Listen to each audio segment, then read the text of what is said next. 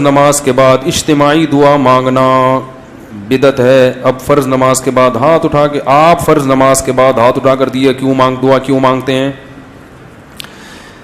فرض نماز کے بعد ہاتھ اٹھا کے دعا مانگنا یا اجتماعی حیت پہ دعا مانگنا کسی بے غبار صحیح حدیث سے ثابت نہیں ہے.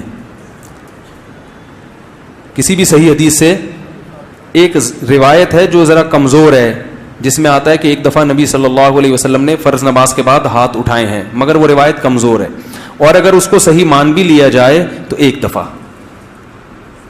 سمجھ میں آ رہی بات؟ تو کتنی دفعہ؟ ایک دفعہ.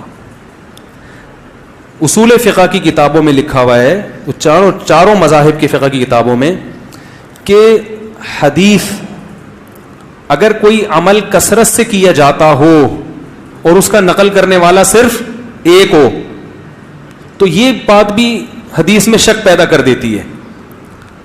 ایک دفعہ اگر نبی صلی اللہ علیہ وسلم نے کیا ہے تو پتہ یہ چلا کہ اور وہ بھی اجتماعی نہیں، انفرادی طور پر. سمجھ میں آ رہی ہے بات؟ انفرادی طور پر.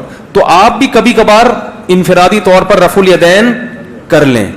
عام معمول اگر نبی کا نمازوں کے بعد فرض نماز کے بعد ہاتھ اٹھا کر دعا کرنے کا ہوتا، چاہے اجتماعی یا انفرادی، تو اس کے نقل کرنے والے کثرت سے ہوتے.